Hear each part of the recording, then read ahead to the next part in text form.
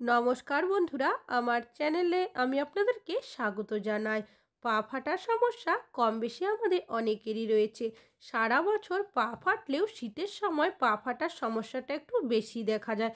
অনেকেরই এতটাই পা ফাটে, পায়ের থেকে রক্ত বেরোতে শুরু করে, প্রচণ্ড পরিমাণের পায়ে ব্যথা করে, যার কারণে নানা ধরনের ওষুধের বা ক্রিমের ব্যবহার করে থাকি। তবে পা ফাটা কিছুদিনের জন্য ঠিক হয়ে গেলেও আবারও কিন্তু পা ফাটতে শুরু করে, প্রচণ্ড পরিমাণের ব্যথা করে। তবে কোনো রকমের ওষুধ বা ক্রিমের ব্যবহার ছাড়াই আপনারা কিন্তু ঘরোয়া উপায়ে খুব সহজেই আপনাদের পা ফাটা দূর করে নিতে পারেন। তেমনই একটা দেশি পাওয়ারফুল টোটকা আপনাদের সাথে শেয়ার করব। আর এটা এতটাই ভালো রেজাল্ট দেয়, আপনারা একবার ব্যবহার করলেই বুঝতে পারবেন। আপনাদের পা ফাটা তো চলে যাবেই, তাছাড়াও আপনাদের পা হয়ে যাবে নরম, কোমল, এমনকি তুলোর মতো।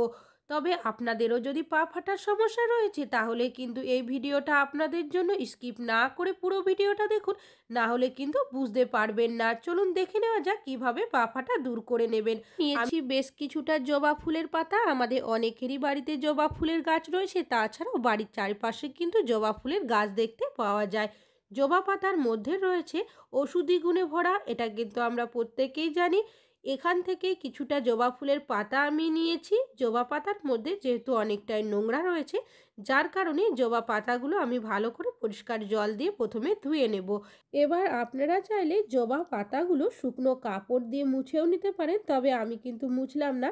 এবার এই পাতাগুলো একসাথে এভাবে মুড়িয়ে নিচ্ছি, তারপর একটা কাঁচির সাহায্যে এভাবে ছোট করে কেটে নিচ্ছি। আপনারা চাইলে ছুরিরও ব্যবহার করতে পারেন বা হাত দিয়ে ছিঁড়েও দিতে পারেন, কাজটি করতে যাতে সুবিধা হয়, যার কারণে কেটে নিয়েছি। একটা পাথর নিয়েছি, পাথরের সাহায্যে জবা পাতাগুলো আমি এইভাবে করে থেতো করে নিচ্ছি। জবা পাতার মধ্যে এমন একটা বিজল পদার্থ থাকে, যেটা আমাদের পা ফাটা দূর করতে খুবই সাহায্য করে। তো দেখতেই পাচ্ছেন, আমি হাত দিয়ে আপনাদের দেখিয়েও দিচ্ছি যে কতটা বিজল পদার্থ বেরিয়ে এসছে।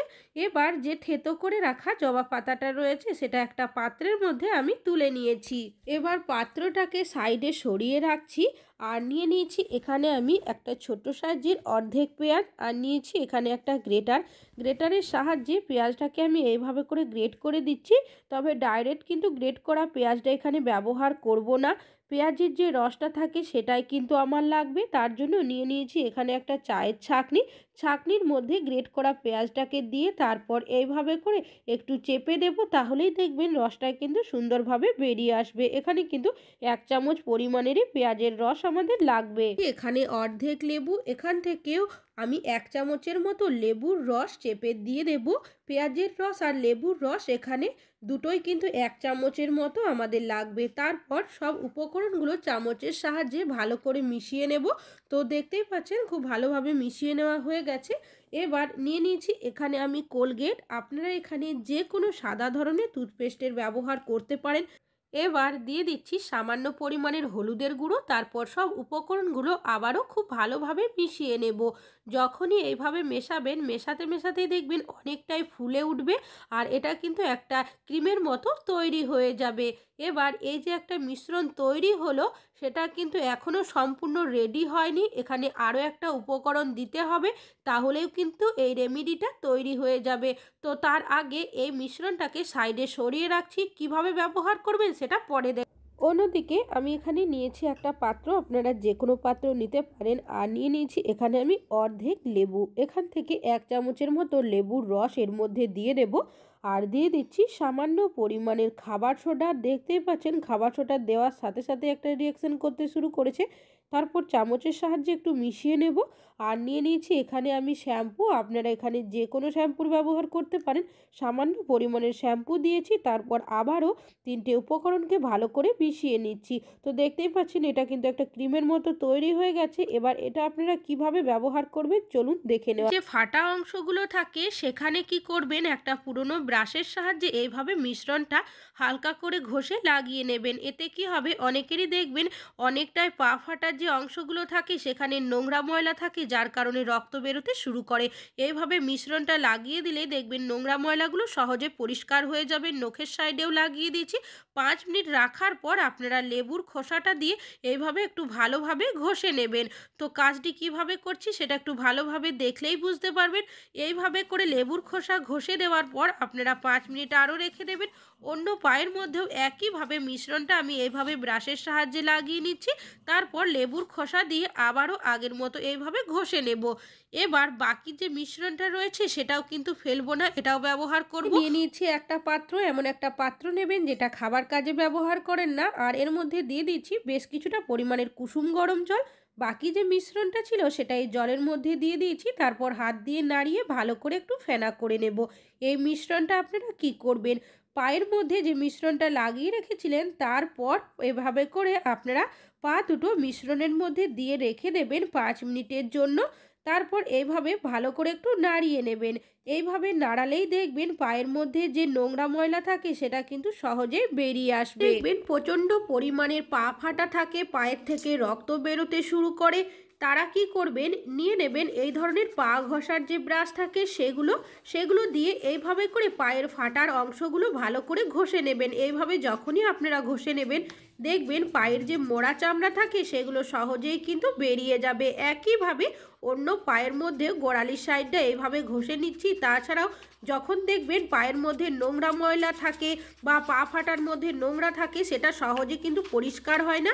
এইভাবে মিশ্রণটা বানিয়ে আপনারা পা পরিষ্কার করলে সহজেই পরিষ্কারও হয়ে যাবে। আরও একটা পাত্রের মধ্যে কুসুম গরম জল নিয়েছি, সেই জলটা দিয়েই পাটাকে ভালো করে ধুয়ে আমি পরিষ্কার করে নেব। তো দেখতেই পাচ্ছেন কতটা পাটা পরিষ্কার হয়েছে। এবার একটা সুতির কাপড় বা তাওয়াল নিয়ে নেবেন, সেটা দিয়ে পাটা ভালোভাবে মুছে পরিষ্কার করে নেবেন যাতে করে একটুও জল না থাকে।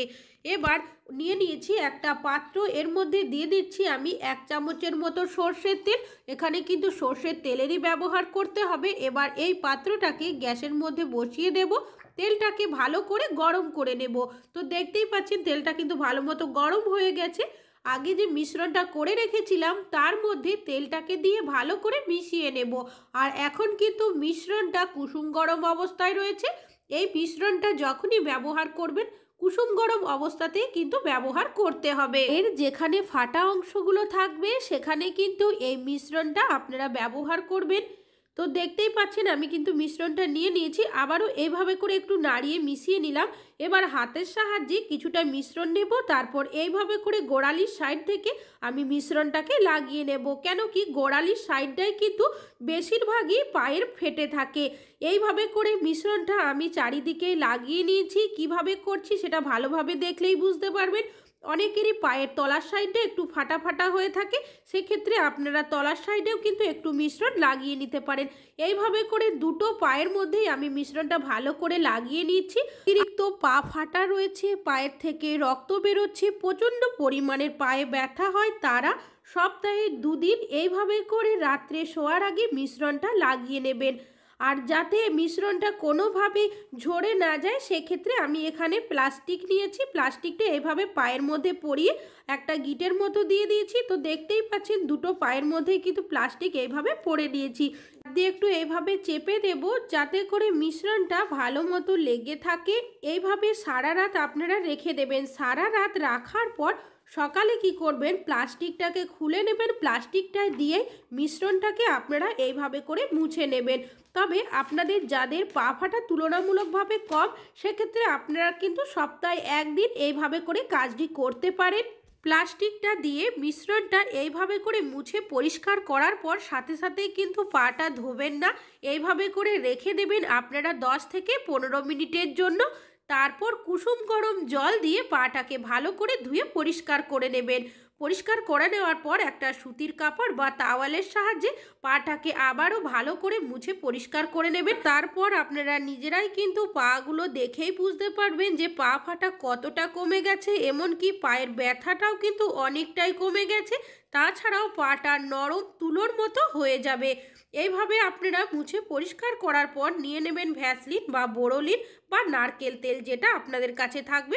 সামান্য পরিমাণের আমি ভ্যাসলিন নিয়েছি। এইভাবে করে দুটো পায়ের মধ্যে ভালো করে লাগিয়ে নিচ্ছি। তাহলে বন্ধুরা আশা করছি আপনাদের এই টিপসটাও কাজে আসবে। আজকে এখানে শেষ করছি।